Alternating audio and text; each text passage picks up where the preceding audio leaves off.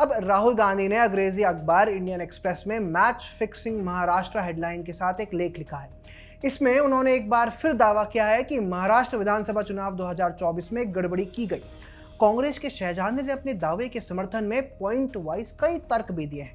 अगले स्टेप में राहुल गांधी दावा करते हैं कि 2023 में इलेक्शन कमिश्नर्स अपॉइंटमेंट एक्ट में संशोधन करके सरकार ने तय कर लिया कि चुनाव आयुक्त की नियुक्ति प्रधानमंत्री और गृह मंत्री ही करें।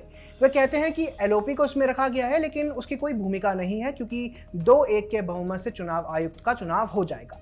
मजे की बात यह है कि इससे पहले चुनाव आयुक्त को चुनने का ऐसा कोई पैनल था भी नहीं। सरकार की अनुशंसा पर राष्ट्रपति चुनाव आयुक्त नियुक्त करवाते थे। मतलब अब एक पैनल है, पैनल में चर्चा होती है, प्रधानमंत्री रहते हैं, एक केंद्रीय मंत्री रहते हैं और नेता विपक्ष रहते हैं। पहले ऐसा कुछ नहीं था।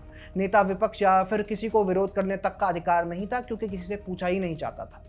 याद कीजिए 2005 में कैसे नवीन चावला को चुनाव आयुक्त सिर्फ इसीलिए बनाया गया था क्योंकि वे सोनिया गांधी और गांधी परिवार के करीबी थे। बाद में 2009 के लोकसभा चुनाव से बिल्कुल पहले चावला को मुख्य चुनाव आयुक्त बना दिया गया। ऐसा तब किया गया जब हर दिन चावला पर कांग्रेस के लिए काम करने के आरोप लगे। कहने का अर्थ यह है कि कांग्रेस ने लगभग 60 साल देश पर शासन किया और इस दौरान अधिकतर समय खुद ही चुनाव आयुक्त चुनती आई है। राहुल गांधी की भाषा में खुद ही अंपायर चुनती आई है। अब तो फिर भी एक पैनल अंपायर को चुनता है।